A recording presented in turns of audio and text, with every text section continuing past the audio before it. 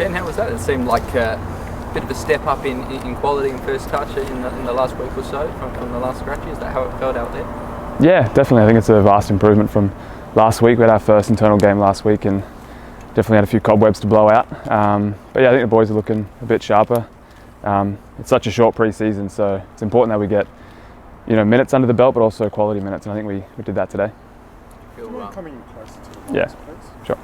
It looked like the game was a bit stretched, maybe the last half an hour or so. How quickly are those legs going, and how big a concern, not concern, but how big a focus is that with such a short pre-season, the need to run out games and 90 minutes in a few weeks' time? Yeah, it's really important. I mean, in a normal pre-season you would play scratch matches against local NPL teams or other A-League teams, but we don't have the luxury of that. So we have to do the best we can with the circumstances, but I think that first game is going to be a bit of a shock to everyone. We just have to do the best we can, I think. Do you feel like you're getting there though? You're working towards hitting your straps together? Yeah, I think so, but as I said before, we feel good as a group. It's kind of about getting run into the legs and feeling sharp, but also managing injuries and stuff, because I think come that first game we won't be able to fully gauge how we're feeling, but we're gelling well and we've got the quality in the team, so I think we're in good stead.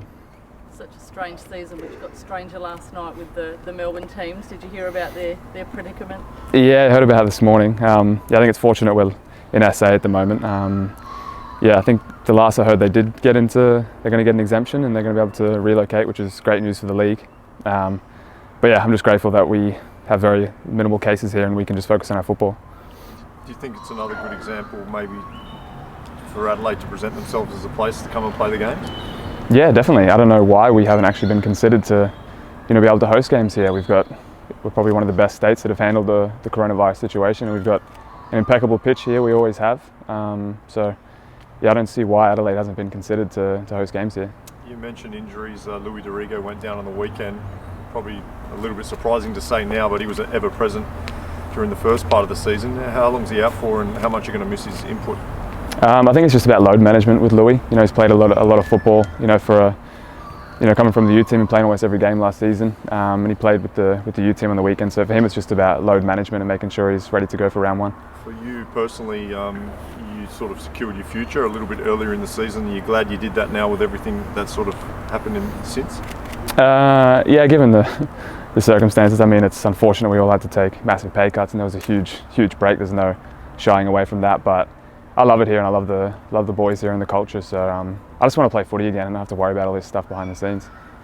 Just on that hub situation, I think you've got a home game against Glory in Sydney where the cases are still popping up. I mean, can you elaborate on how strange that is?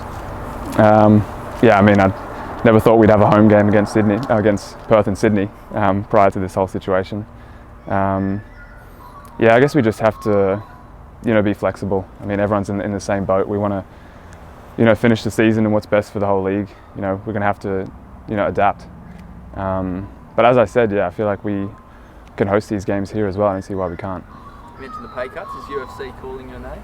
Sorry? Is the UFC calling you? Not yet. We'll see what happens next season. But yeah, we'll see how we go. Did Isaac broach that with you guys? Did he come and tell the group this is what I want to do, and how did that all play out? Yeah.